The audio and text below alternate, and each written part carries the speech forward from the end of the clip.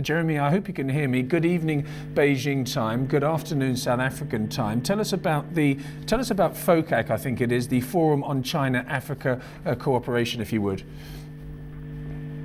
Hi, yes, I can hear you, and thanks for having me on your show. It sounds like you're talking about some pretty bleak things before, so I suppose it's quite nice to be able to reflect on what seems to be a positive FOCAC, a positive meeting between China and Africa's ministers and leadership.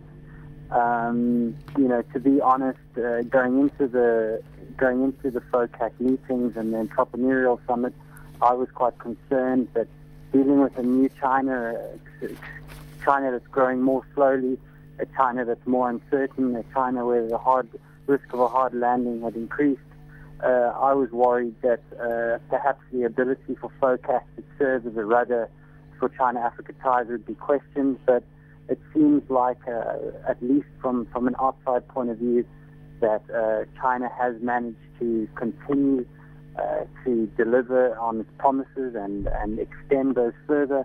We see they just announced additional 20 billion of new loans that will come in, find their way into Africa over the next 3 years.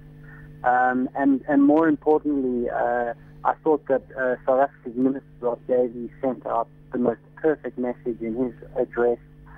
He basically urged for regionalism. He stressed the idea that this is a multilateral forum and bilateral agreements should come elsewhere. He stressed industrialization, he stressed beneficiation, he stressed manufacturing hubs and job creation, and basically redefined the nature of metrics that we decide are good or bad in terms of China-Africa ties. So very positive from an overall point of view, but still obviously much work to be done in this uncertain global environment.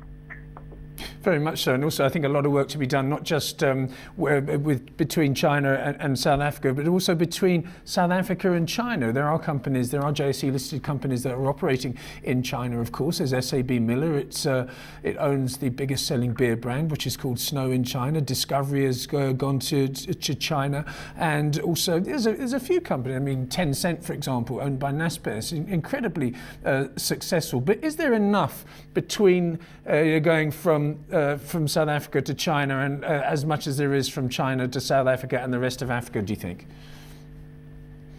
Well, look, I mean, first of all, I have had a Snow beer and they're really nice. Secondly, there's some 4,000 African projects in China, and they're apparently totally paid in almost $10 billion. And so you're dead on. South Africa has big interests in China, led by the multinationals. But also, I mean, if you just look at the small guys in Guangdong, in the processing areas and in manufacturing, where there's an African trade hub in Yiwu. There's a whole swath of South African corporates and African corporates doing business in China.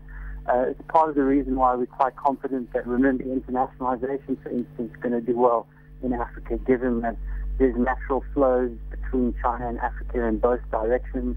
There's some 2,000 Chinese firms operating in Africa, and these all complement one another in quite a self-reinforcing way. So in terms of the private sector involvement, there's definitely been quite a step up over the last 4 or 5 years as successes have breeded more success, and that we expect to continue. I will, truthfully, I was slightly disappointed by the caliber of some of the private sector participants from Africa on FOCAC in the entrepreneurial meeting, but I think that comes in time.